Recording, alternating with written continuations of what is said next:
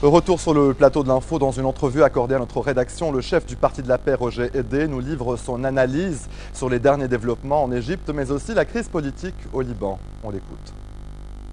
C'est plus qu'une révolution qui continue, c'est une révolution qui corrige son propre tir et dont les résultats ne peuvent être que positifs. Pourquoi? Parce que ce que je craignais hier en observant ce qui se passait, c'est que celui qui déclarait Morsi comme un président qui a perdu sa légitimité ne se déclare lui-même comme le président par intérim. Je craignais que l'armée ne prenne le pouvoir comme elle l'a pris à un certain moment en Turquie avant de préparer la démocratie en 1981.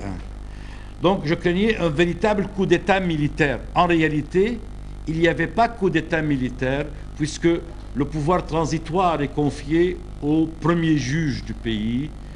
L'armée est là pour simplement représenter le peuple. Et cette expression des millions, on parle de 17 millions, probablement de 30 millions de manifestants. Jamais dans l'histoire de l'humanité, aucune manifestation n'a atteint ce niveau. Martin Luther King n'a pas pu mobiliser plus que 1 million de manifestants sur 270 millions d'Américains. Donc, c'est véritablement la grande révolution démocratique qui doit en réalité changer le Proche-Orient en faveur de la modération, de la pluralité, de la véritable démocratie, exclure les régimes islamistes en faveur de régimes musulmans, mais de régimes musulmans avec un État civil. C'est pour les modérés contre les extrémismes. L'Arabie saoudite est le grand gagnant. L'Arabie saoudite qui joue aujourd'hui le rôle de changement dans l'islam, dans la direction de la modération.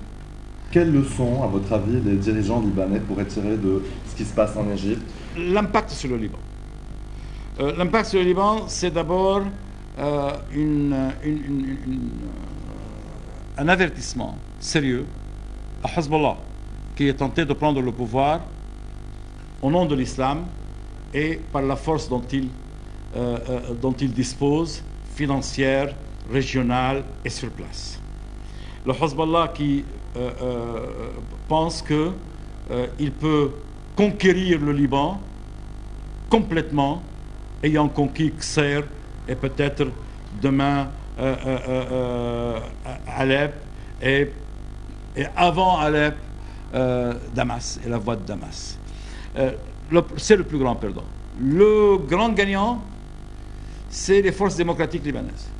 Parce que je ne vois pas de dirigeants politiques aujourd'hui libanais pouvant tirer profit de cette situation.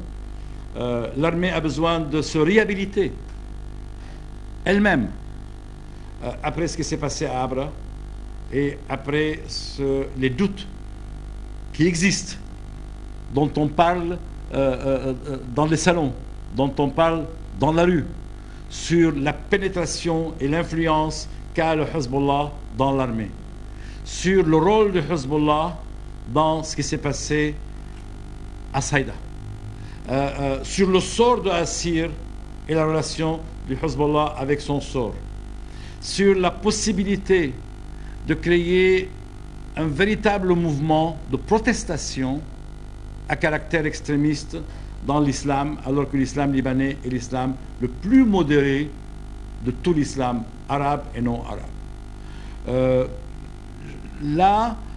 J'ai des raisons de croire qu'une seule chose peut être faite et doit être faite, que le président de la République et le Premier ministre, qui ont assez consulté, des consultations qui ne sont pas obligatoires. Seules les consultations pour choisir le Premier ministre sont obligatoires. Ils ont trop consulté. Il est temps qu'ils assument leurs responsabilités, qu'ils constituent un gouvernement de leur souhait, un gouvernement de compétences, dans les termes même utilisés hier par l'armée égyptienne pour ce qui est du gouvernement de transition qui doit être mis en place par le premier juge du pays devenu président intérimaire. Et ce gouvernement de compétence où il n'y a pas de Hezbollah, et si l'absence de Hezbollah veut dire l'absence d'autres partis, qu'il en soit ainsi.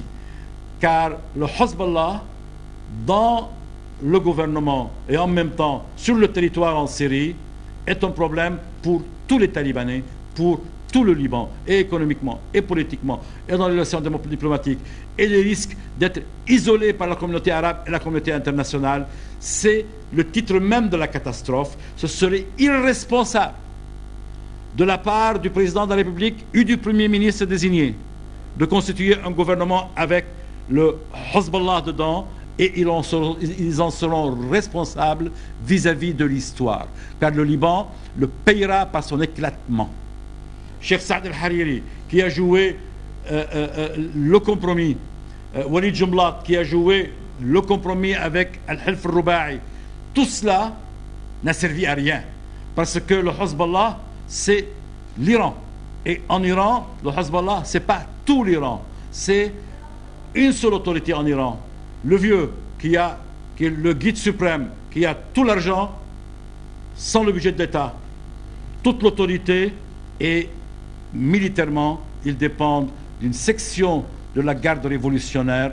Donc, on ne parle pas d'une organisation libanaise. Est-ce que Tamam Salam, à votre avis, a l'ambition d'aller à l'encontre du Hezbollah et donc franchir cette étape et former son gouvernement? Qu'il démissionne s'il n'est pas capable de le faire.